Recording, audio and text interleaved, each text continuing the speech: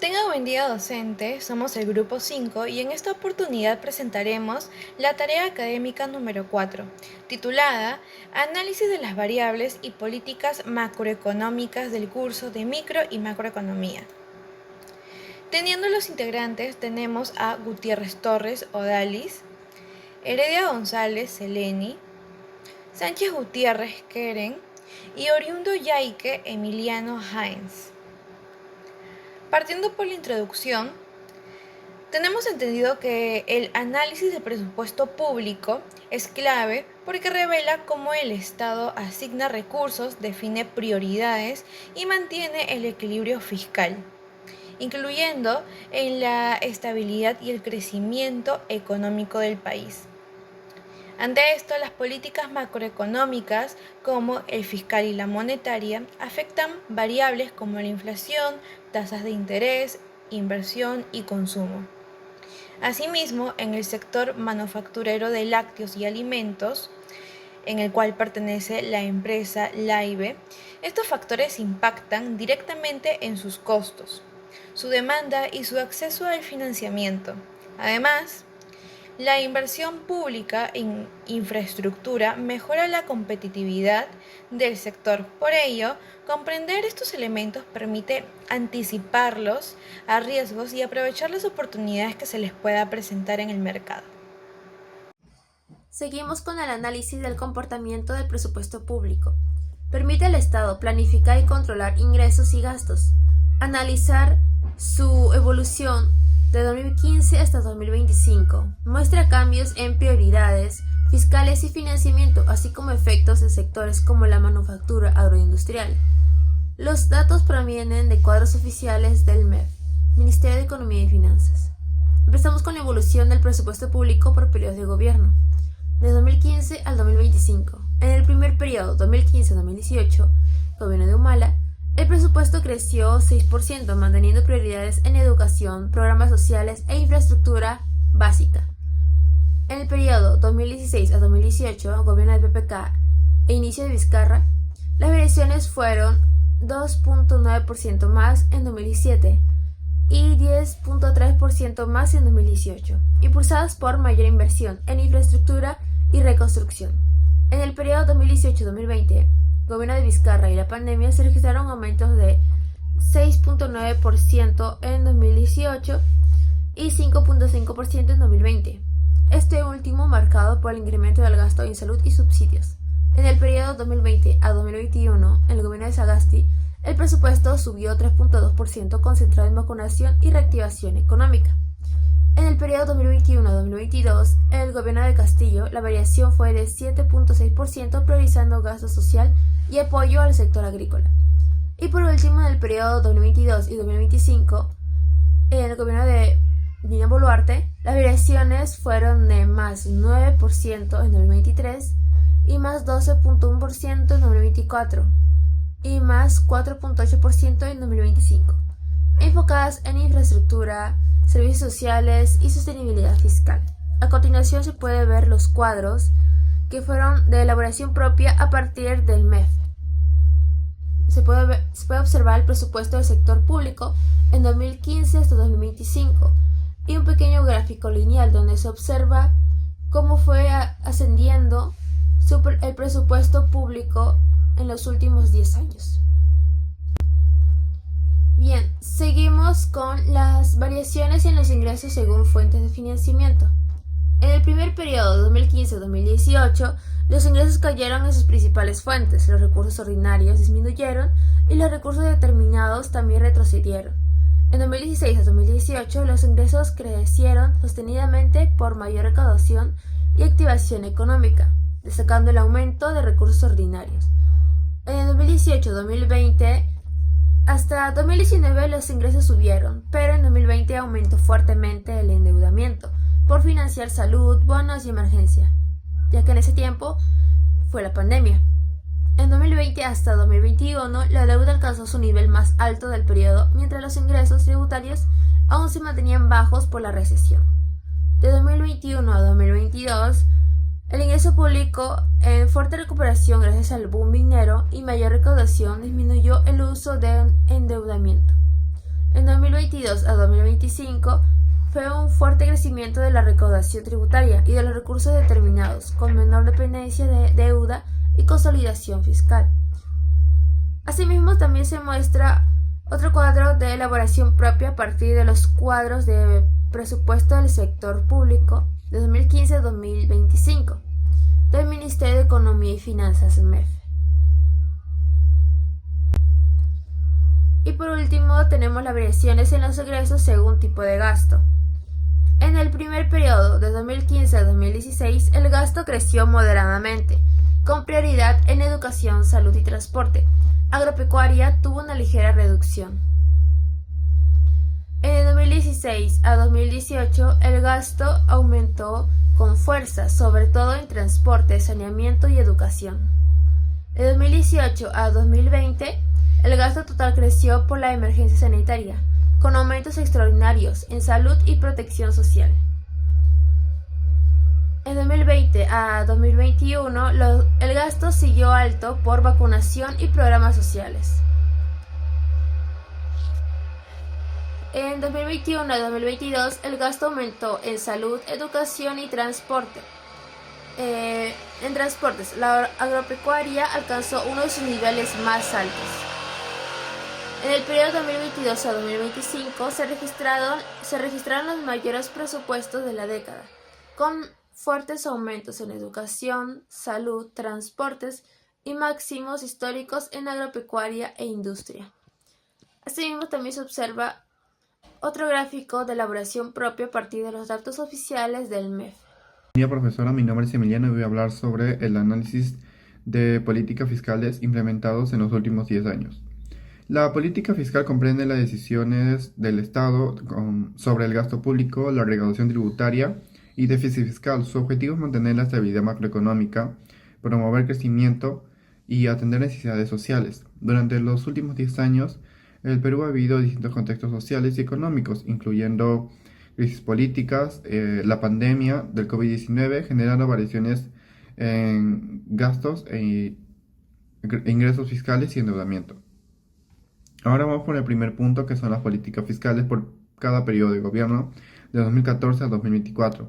Durante el gobierno de Ollanta aquí hubo una reducción de impuestos a la renta empresarial de 30% al 28% para atraer inversión. Hubo más inversión pública en transporte, salud y educación, una menor recaudación y déficit cercano al 2% del PBI, pero teniendo una deuda aún baja. Durante el gobierno de PPK y Vizcarra hubo una disciplina fiscal y continuidad de las inversiones, pero en la pandemia del COVID-19 hubo dos importantes que requería Perú por sus garantías por 60.000 millones para las empresas y bonos y subsidios masivos para los hogares. El déficit llega a 8.9% del PBI, un máximo histórico. Durante el gobierno de Pedro Castillo, aquí hubo más gasto social y subsidios por inflación, intento de reforma tributaria que no se aplicó completamente y un déficit moderado, pero ejecución del gasto afectada por la inestabilidad política. Durante el gobierno de Dina Boluarte, el enfoque en estabilidad económica y bajar el déficit, el impulso de la inversión pública, incremento del salario mínimo genera presión en costos. Y la deuda y déficit la deuda y el déficit empiezan a estabilizarse. Ahora pasamos al segundo punto. Aquí vamos a analizar las dos políticas fiscales más importantes y relevantes de cada gobierno. Durante el gobierno de Ollanta Humala, las dos más importantes fueron la reducción del impuesto a la renta empresarial y el fortalecimiento de la inversión pública en transporte y educación. Durante el gobierno de Vizcarra Sagasti, las dos más importantes fueron durante la pandemia, que es Reactiva Perú, su liquidez para las empresas durante la pandemia y bonos sociales a hogares para sostener el consumo interno. En el gobierno de Pedro Castillo, aquí las dos importantes fueron los subsidios y compensaciones por la inflación para mitigar el impacto de los hogares y una reforma tributaria propuesta para aumentar el recaudamiento en sectores de alto ingreso y minería. Durante el gobierno de Dina Boluarte, las dos importantes fue la consolidación fiscal, la reducción sostenida del déficit y el impulso de inversión pública y reducción, el fortalecimiento de la infraestructura y obras post-desastre. El tercer punto es, vamos a hablar sobre el impacto de políticas fiscales en la economía peruana.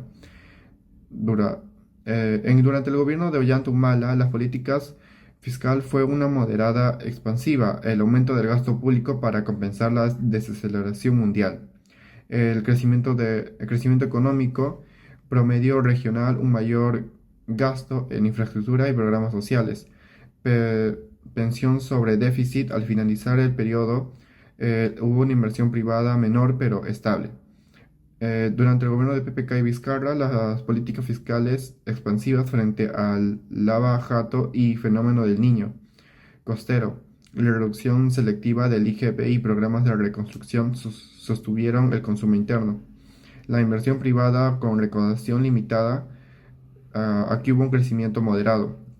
Durante los gobiernos de Sagasti, Pedro Castillo y Dina Boluarte, la expansión fiscal fue fuerte durante la pandemia con bonos y programas de reactivación. El incremento temporal del consumo, aumento del déficit desde el 2022 la consolidación fiscal y el control del gasto. Aquí también la inestabilidad política, la menor confianza empresarial, reducción de la inversión privada y presión inflacionaria. Ahora vamos al cuarto punto, que es el impacto de políticas fiscales en el sector agroindustrial de alimentos y bebidas. En este caso, sobre la empresa Laibe. En el sector de agroindustrial de alimentos y bebidas como Laibe depende de la demanda interna, estabilidad fiscal y costos de producción. Cambios en el gasto público, impuestos, subsidios y política fiscal afectan ventas, márgenes de inversión, mientras que precios internacionales y logística determinan el costo de consumo clave. Bueno, durante el gobierno de Ollanta Humala, la expansión fiscal moderada, aquí hubo una mayor demanda interna, consumo estable en lácteos y derivados. El consumo logístico elevados, el impacto de eficiencia operativa. Durante el gobierno de PPK y Vizcarra, la reducción selectiva del IGB y programas de reconstrucción sostuvieron el consumo de alimentos y bebidas. El fenómeno del Niño costero incrementó el costo de insumos agrícolas como el maíz, la soya y el forraje. El margen de producción presionado pese a la demanda estable. El gobierno de Sagasti, Pedro Castillo y Dina Boluarte, aquí hubo una expansión fiscal pandémica al aumento temporal de la demanda de alimentos esenciales, consolidación fiscal e inflación internacional de 2022, el consumo, los costos e insumos logísticos aumentados, la inestabilidad política, una menor confianza y los productos esenciales, que las ventas constantes pero aún márgenes reducidos. Bueno, pasamos al punto número 3, que vendría siendo el análisis de políticas monetarias. En este punto vamos a explicar cómo las políticas monetarias del Perú han impactado en la economía entre los gobiernos de Humala, PPK, Vizcarra, Sagasti, Castillo y la señora Boluarte. Veremos sus efectos en la inflación, el tipo de cambio, el crédito y el sector productivos como la agroindustria. Además, explicaré cada punto de manera resumida. 3.1 hablaremos sobre las principales políticas monetarias por periodo de gobierno. Bueno, durante los gobiernos de Humala, PPK, Vizcarra, Sagasti, Castillo y Dina Boluarte, la inflación estuvo influenciada por distintos choques. Bajo Humala, la inflación se mantuvo contenida, aunque presionada por la depreciación del sol. Con PPK y Vizcarra, la inflación estuvo controlada hasta la pandemia. Con Vizcarra, asimismo, ingresó Sagasti, se aplicó política ultra expansiva para evitar una crisis, pero estuvo sumando a factores globales. Esto generó muchas presiones inflacionarias. Finalmente, en los gobiernos de Castillo y Dina Boluarte, la inflación alcanzó su punto más alto en 20 años, lo que obligó al BCR a subir la tasa de interés hasta el 7.75%, logrando luego reconducir la inflación al rango meta. En el punto 3.2 tenemos las políticas monetarias más relevantes de cada gobierno, del año 2014 al año 2024.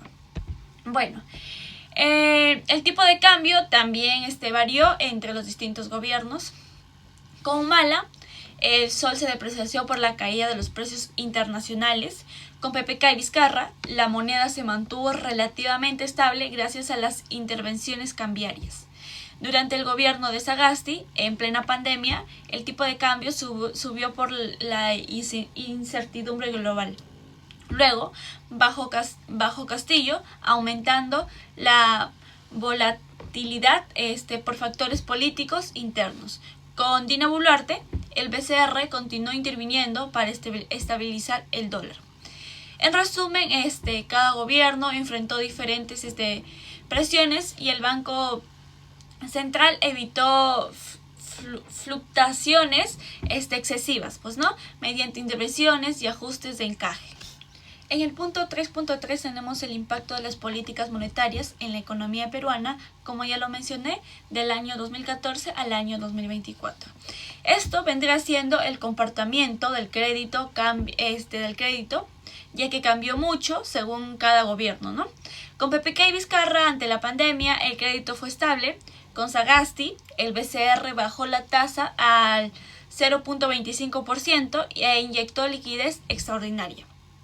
Esto permitió o ha permitido que miles de empresas y familias accedieran a créditos baratos, especialmente con Reactiva Perú.